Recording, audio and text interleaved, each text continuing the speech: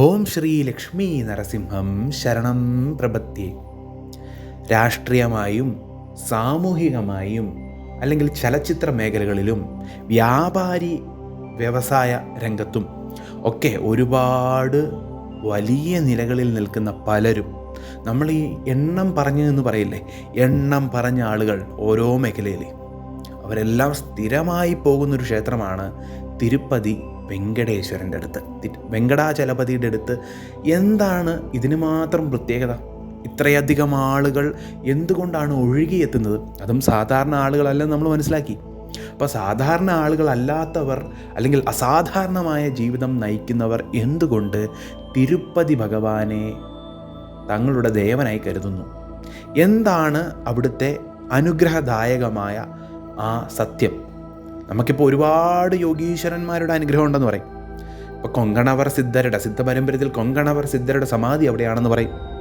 അല്ലെങ്കിൽ നമ്മൾ പറയും ഹാത്തിറാം ബാബാജിയുമായിട്ട് കണക്ഷൻ അവിടെയുണ്ട്. അല്ലെങ്കിൽ പല രീതിയിലുള്ള ഹാത്തിറാം ബാബാജിയുടെ നേരിട്ടുള്ള വെങ്കടേശ്വര ദർശനവും, അല്ലെങ്കിൽ ഹാത്തിറാം ബാബാജി എന്ന് എന്തുകൊണ്ടാണ് ഹാത്തിറാം ബാബാജിനെ വിളിക്കുന്നതെന്ന് ചോദിച്ചാൽ, ഹാത്തിയുടെ രൂപത്തിൽ, അതായത് ആനയുടെ രൂപത്തിൽ വെങ്കടേശ്വരൻ തന്നെ വന്ന് ജയിൽ മോചിതനാക്കിയ കഥയൊക്കെ നമ്മൾക്കറിയാം. ആ കാരാഗ്രഹത്തിൽ നിന്ന് എങ്ങനെയാണ് മോചിതനാക്കി, അങ്ങനെ പല കഥയും അറിയാം.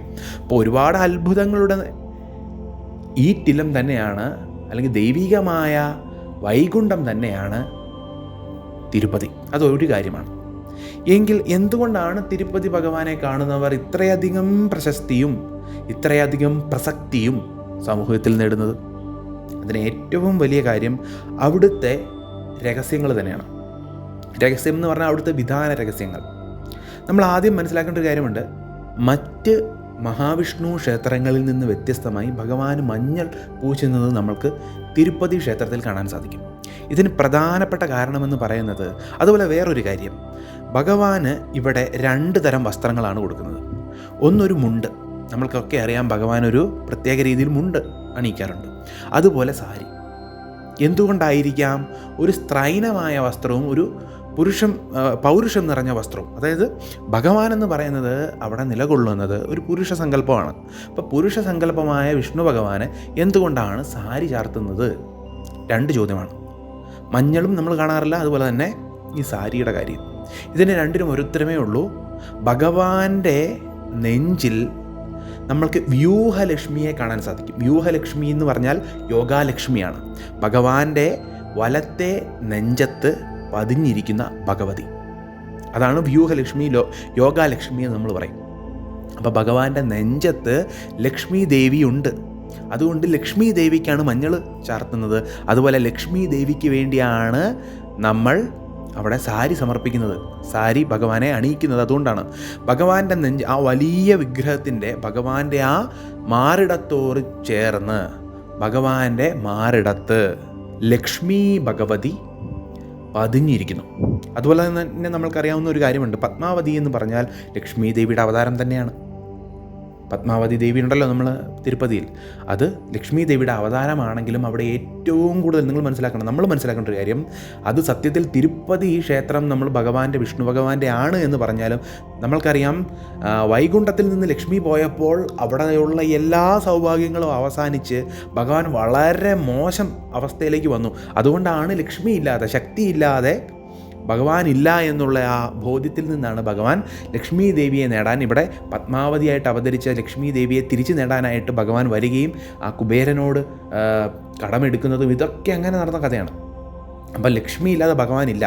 അപ്പം ലക്ഷ്മി ദേവിയെ നെഞ്ചിൽ ധരിച്ചിരിക്കുന്നതാണ് അവിടുത്തെ പ്രത്യേകത. സത്യം പറഞ്ഞാൽ അവിടുത്തെ മുഖ്യ പ്രതിഷ്ഠ എന്ന് പറഞ്ഞാൽ ലക്ഷ്മി ദേവിയാണ്. നമ്മൾക്കിപ്പോൾ ശാസ്ത്രപരമായി ചിന്തിച്ചാൽ നമുക്കറിയാവുന്നൊരു കാര്യമുണ്ട്.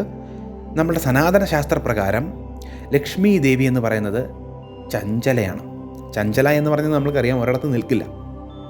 ലക്ഷ്മി ദേവി ഒരിക്കലും ഒരിടത്ത് നിൽക്കത്തില്ല. അതുകൊണ്ടാണ് നമ്മൾക്കെപ്പോഴും ഈ ധനത്തിന് പ്രശ്നം. എപ്പോഴും സ്റ്റേബിളായിട്ടുള്ള ഒരു ധനം കിട്ടാത്ത, അല്ലെങ്കിൽ എപ്പോഴും നിലനിൽക്കുന്ന സമ്പാദ്യത്തിലേക്ക് പോകണമെങ്കിൽ ലക്ഷ്മി കൂടെ വേണം. ലക്ഷ്മി ചഞ്ചലയാണല്ലോ. അപ്പോൾ ചഞ്ചലയായ ദേവി എങ്ങനെയാണ് അചഞ്ചലയാകുന്നതെന്ന് ചോദിച്ചാൽ ഭഗവാനോടൊപ്പം മാത്രമാണ് അചഞ്ചലയാകുന്നത്. പ്രത്യേകിച്ച് ഈ യോഗാലക്ഷ്മി എന്നുള്ള ഭാവത്തിൽ, ഈ വ്യൂഹലക്ഷ്മി എന്നുള്ള ഭാവത്തിൽ ഭഗവാന്റെ നെഞ്ചിൽ കുടികൊള്ളുമ്പോൾ ഭഗവതി അചഞ്ചലയാണ്, ചഞ്ചലയല്ല. ഭഗവതി ഒരിടത്തും പോകില്ല, അചഞ്ചലയാണ്. അതുകൊണ്ട് തന്നെയാണ് ഈ നെഞ്ചിൽ കുടികൊള്ളുന്ന ഭഗവതിയാണ് നമ്മളെ അനുഗ്രഹിച്ച് നമ്മളെ കോടീശ്വരന്മാരാക്കുന്നത്. ഇപ്പോൾ തിരുപ്പതി ഭഗവാന്റെ അടുത്ത് നമ്മൾ ദർശനം നടത്തിയിട്ട് പോരുമ്പോൾ നമ്മൾ എന്തുകൊണ്ടാണ് മറ്റ് മഹാവിഷ്ണു ക്ഷേത്രങ്ങളിൽ നിന്ന് വ്യത്യസ്തമായി ഇത്രയധികം സാമ്പത്തിക പുരോഗതി നേടുന്നത് എന്ന് ചോദിച്ചാൽ അതിന് ഏക ഉത്തരമേ ഉള്ളൂ. അത് ഭഗവാന്റെ നെഞ്ചിൽ ഭഗവതി കൂടിയിരിക്കുന്നത് കൊണ്ടാണ്. ഇനി ഇതേ കാര്യം നമ്മൾ നോക്കും. നമ്മളിപ്പോൾ പറയും ഇതിനു മുൻപത് കുണ്ടറിറുക്കും ഇടമെല്ലാം കുമരനിറുക്കും ഇടം എന്ന് നമ്മുടെ അരുണഗിരിനാഥറൊക്കെ പാടുന്നത് പോലെ ഏത് മലയ്ക്ക് മുകളിലും കുമരനായിട്ടുള്ള മുരുകനാണ്. അതുകൊണ്ട് തിരുമതി ഏഴുമലയാനെന്ന് പറയുന്നത് മുരുകനാണ് എന്ന് പലരും സ്ഥാപിച്ചെടുക്കുന്നുണ്ട്. അതുപോലെ തന്നെ പറയും ശിവനാണ്, അത് അല്ലാതെ ചിലർ പറയും ബാലാ ത്രിപുര സുന്ദരിയാണ്. അങ്ങനെ പല വാദമുണ്ട്.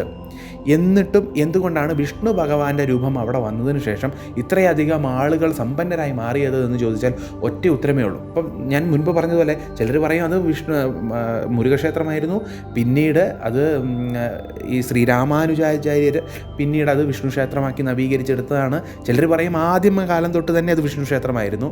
അപ്പോൾ പലർക്കും പല വാദമുണ്ട്.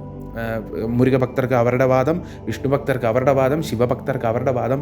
എന്തൊക്കെയാണെങ്കിലും വിഷ്ണു ഭഗവാന്റെ സങ്കല്പത്തിൽ വന്നതിന് ശേഷമാണ് അവിടെ ഇത്ര അധികം ആളുകൾക്കും സമ്പാദ്യം അല്ലെങ്കിൽ ഇത്രയധികം ആളുകൾക്കും സൗഭാഗ്യങ്ങൾ ലഭിക്കാൻ തുടങ്ങിയത്. അതിന് പ്രധാനപ്പെട്ട കാരണം ഭഗവാൻ നെഞ്ചിൽ ധരിച്ചിരിക്കുന്ന ആ ലക്ഷ്മി ദേവിയാണ്. ഇതാണ് അവിടുത്തെ രഹസ്യം.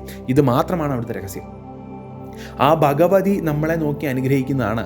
ആ അചഞ്ചലയായ ലക്ഷ്മി നമ്മളെ നോക്കി അനുഗ്രഹിക്കുന്നതാണ്. അല്ലെങ്കിൽ നോക്കൂ, കുബേരൻ്റെ അടുത്തുനിന്ന് പോലും കടം മേടിച്ചാണ് ഭഗവാൻ സ്വന്തം വിവാഹം നടത്തിയത്. ആ ഭഗവാൻ എങ്ങനെയാണ് നമ്മളെ ഇത്രയധികം സമ്പത്തിന് ഉടമയാക്കുന്നത്? തിരിച്ച് ഈ വിവാഹത്തിന് ശേഷം തിരിച്ച് ദേവിയെ നേടി ആ നെഞ്ചിൽ ധരിക്കുന്ന ഭാവമാണ് അവിടെ ഉള്ളത്. അപ്പോൾ ദേവി അവിടെ നിന്ന്, അതായത് അചഞ്ചലയായി നിന്നുകൊണ്ട് അചഞ്ചലമായ സൗഭാഗ്യത്തിന് നമ്മളെ പാത്രീഭൂതരാക്കുന്നു. അതുകൊണ്ടാണ് നമ്മൾക്ക് ഇത്രയധികം സമ്പത്തും ഐശ്വര്യവും തിരുപ്പതി ബാലാജിയെ ദർശിച്ചാൽ ഉണ്ടാകുന്നത്. അതുപോലെ നമ്മൾ ശ്രദ്ധിക്കേണ്ട ഒരു കാര്യം, തിരുപ്പതി ഭഗവാനെ തൊഴുമ്പോൾ നമ്മൾ ആ നെഞ്ചിൽ നിന്നുള്ള ആ ഭഗവതിയുടെ അനുഗ്രഹവും ഭഗവാന്റെ അനുഗ്രഹവും ഒരുമിച്ച് എനിക്ക് കിട്ടുന്നു എന്നുള്ള ഭാവത്തിൽ ലക്ഷ്മീ ദേവിയെയും മഹാവിഷ്ണു ഭഗവാനെയും പത്മാവതി വെങ്കടേശ്വര സ്വരൂപത്തിൽ നമ്മൾ വണങ്ങുമ്പോഴാണ്, രണ്ട് ദേവിയും ദേവനെയും വണങ്ങുമ്പോഴാണ് നമ്മൾ മനസ്സിലാക്കേണ്ട ഒരു കാര്യമുണ്ട്. പ്രകൃതി ദേവിയാണ്, പ്രകൃതി തന്നെയാണ്. ആ പ്രകൃതിയുടെ മറ്റൊരു രൂപമാണ് വിഷ്ണു എന്ന് പറയും. പുരുഷൻ എന്ന് പറയുന്നത് ശിവനാണെന്നും പറയും. അപ്പോൾ നമ്മൾ മനസ്സിലാക്കേണ്ട ഒരു കാര്യമുണ്ട്, പ്രകൃതി ദേവിയാണ്. ദേവിയാണ് നമ്മൾ കാണുന്നതെല്ലാം, നമ്മളിലേക്ക് എല്ലാത്തിനെയും എത്തിക്കുന്ന ദേവിയാണ്. അപ്പോൾ ആ ദേവിയെയും ദേവനെയും ആ പുരുഷ ശക്തിയെയും ആ പുരുഷൻ്റെ ആ ശക്തിയായി വർത്തിക്കുന്ന ആ പരാശക്തിയെയും നമ്മൾ ഒരുമിച്ച് വിളിക്കണം. ദേവിയെയും ദേവനെയും വിളിക്കുമ്പോഴാണ് പൂർണ്ണത ഉണ്ടാകുന്നത്. അപ്പോൾ നമ്മൾ അവിടെ പ്രാർത്ഥിക്കുമ്പോൾ ഈ ഒരു കാര്യം മനസ്സിൽ കരുതി ഉറപ്പിച്ചുകൊണ്ട് ഭഗവാനെയും ഭഗവതിയെയും ഒരുമിച്ച് തൊഴുമ്പോൾ നമ്മൾക്ക് മനസ്സിലാകും നമ്മളുടെ ഐശ്വര്യത്തിന് കാരണം എവിടെ നിന്നാണെന്ന്. അങ്ങനെ ദേവിയെയും ദേവനെയും ഒരുമിച്ച് വെങ്കടേശ്വര ഭാവത്തിലും ലക്ഷ്മി ദേവിയെയും നമ്മൾ വിളിക്കുമ്പോൾ സൗഭാഗ്യങ്ങളിലേക്ക് ഉദിച്ചുയരും എന്നുള്ള കാര്യത്തിൽ ഒരു സംശയവുമില്ല. ഓം ശ്രീ ലക്ഷ്മി നരസിംഹം ശരണം പ്രപത്തി.